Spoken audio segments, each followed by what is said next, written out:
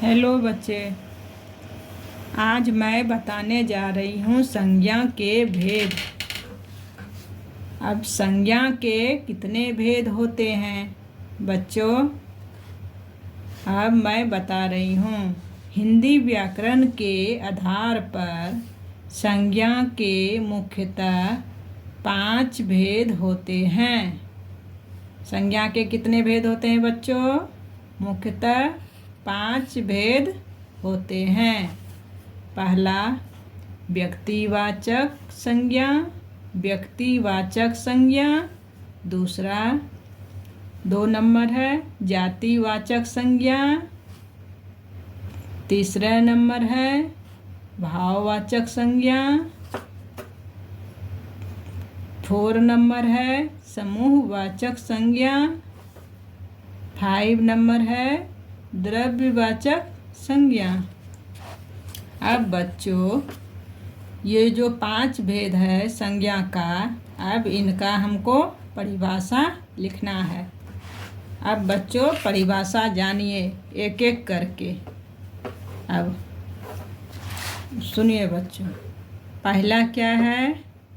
पहला नंबर है 1 नंबर है व्यक्तिवाचक संज्ञा।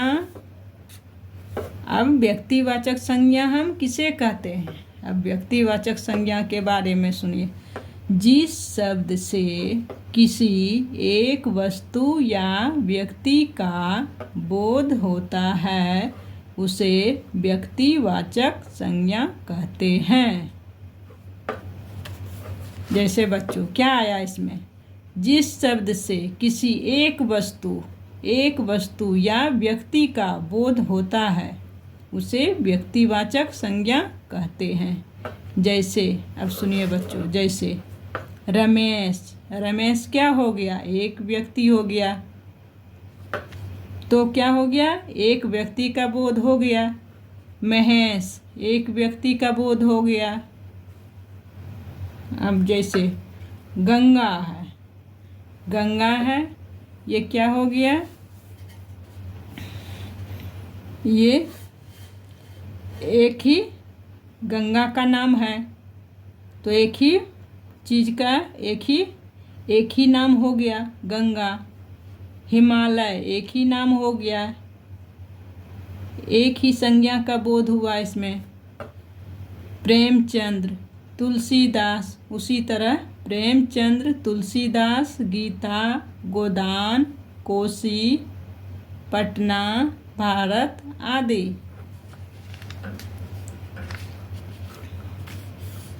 ये क्या हो गया? एक व्यक्ति या वस्तु का बोध हुआ, तो उसे हम क्या कहते हैं? व्यक्तिवाचक संज्ञा कहते हैं। व्यक्तिवाचक संज्ञा में ये सारा आया नाम। अब दूसरा डिफिनेशन क्या है बच्चों? अब दूसरा डिफिनेशन है जातिवाचक संज्ञा। अब जातिवाचक संज्ञा क्या है? अब बच्चों सुनिए, जो नाम अपनी पूरी जाति का बोध कराते हो उन्हें जातिवाचक संज्ञा कहते हैं। अब जो नाम अपनी, वो मतलब पूरी जाति का बोध कराते हो, उन्हें जातिवाचक संज्ञा कहते हैं। अब जैसे बच्चों देखो, मनुष्य क्या हुआ? अपनी पूरी जाति का बोध करा रहा है। अब गाय क्या हो गया? अपनी पूरी जाति का बोध करा रहा है गाय। गधा पूरी जाति का बोध करा रहा है। वृक्ष उसी तरह, पशु उसी तरह, पक्षी, पुस्तक, नदी, समुद्र, शहर, गांव, विद्यालय, किसान, छात्र आदि, ये सभी जो है बच्चों अपनी जाति का बोध करा रहा है। अब 3rd नंबर बच्चों देखो, 3rd नंबर क्या है? भाववाचक संज्ञा। अब भाववाचक संज्ञा, अब जानो भाववाचक संज्ञा क्या है। अब जिस शब्द से किसी व्यक्ति या वस्तु के गुण, धर्म, दशा आदि भावों का बोध कराते हों उन्हें भाववाचक संज्ञा कहते हैं। इसमें क्या है? जिस शब्द से किसी व्यक्ति या वस्तु, कोई भी व्यक्ति या कोई भी वस्तु के उसका गुण, धर्म मतलब दशा आदि भावों का बोध कराते हो उन्हें भाववाचक संज्ञा कहते हैं। जैसे देखो बच्चे, अब जैसे क्या हो गया? मिठास हो गया।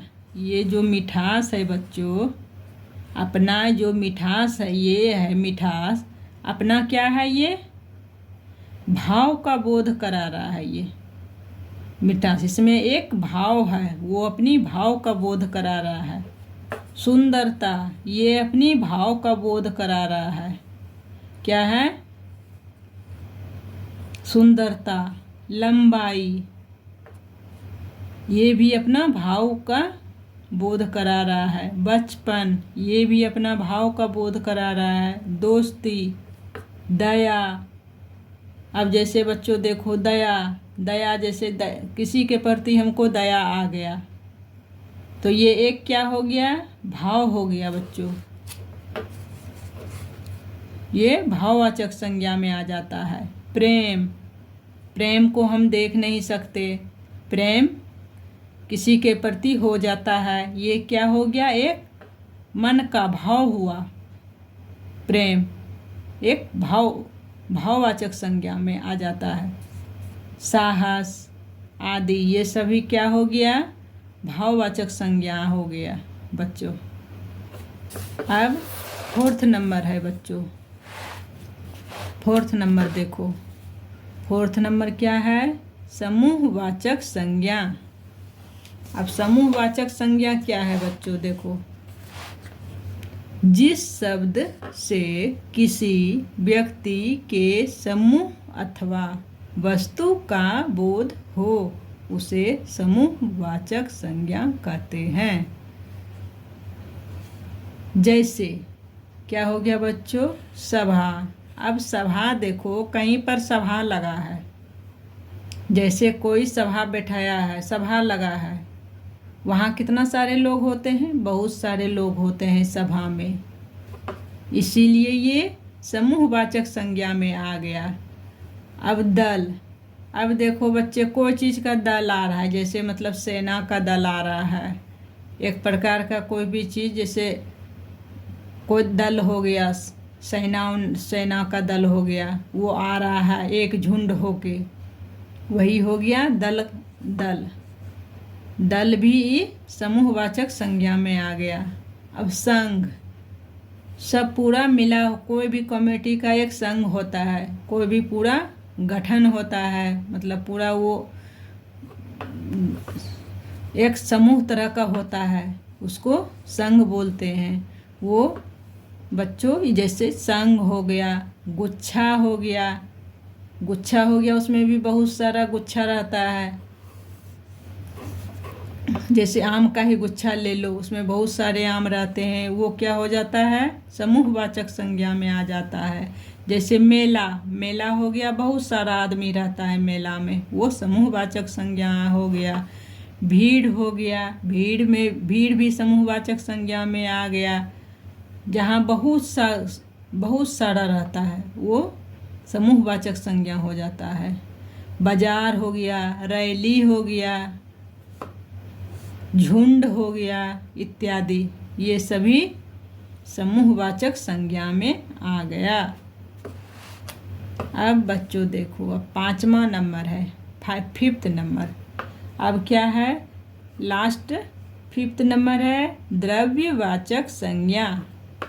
अब बच्चों, द्रव्यवाचक संज्ञा हम किसे कहते हैं? सुनिए, द्रव्यवाचक संज्ञा क्या है?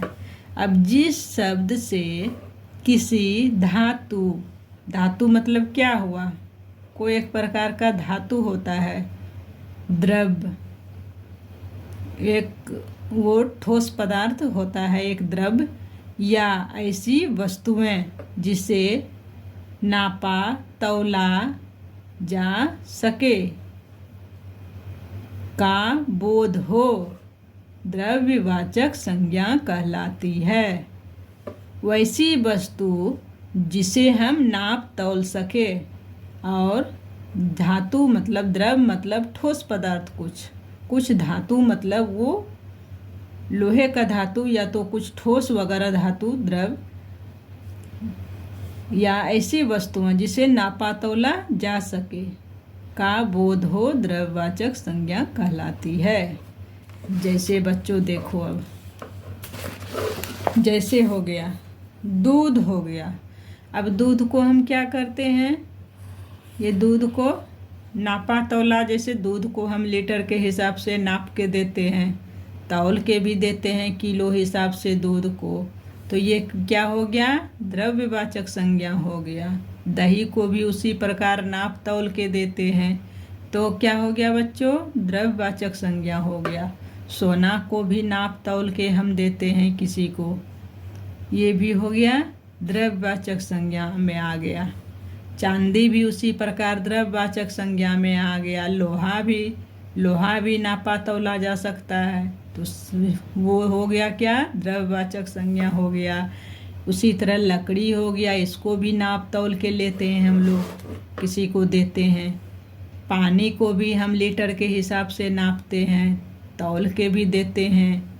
जैसे तेल हो गया, लीटर के हिसाब से नाप के देते हैं, किलो हिसाब से देते हैं। उसी तरह पीतल हो गया, तांबा हो गया आदि, और सारी है वस्तुएं जिसे हम नाप तौल के जिसको हम नापते तौलते हैं, उसको हम द्रव्यवाचक संज्ञा कहते हैं। जो वस्तु को हम नाप तौल के देते हैं, नापा तौला जा सके, उसे द्रव्यवाचक संज्ञा में वो सब वस्तुएं आ जाती है, वो द्रव्यवाचक संज्ञा कहलाती है। जैसे हम बता दिए बच्चों, दूध, दही, सोना, चांदी, लोहा, लकड़ी, पानी, तेल, पीतल, तांबा आदि, ये सभी को नाप तौल सकते हैं हम लोग। आज यही टॉपिक ख़त्म करते हैं। दूसरे दिन हम बच्चों सर्वनाम के बारे में बताएंगे अगला वीडियो में। आज के लिए बच्चों बस इतना सा ही। थैंक यू बच्चे।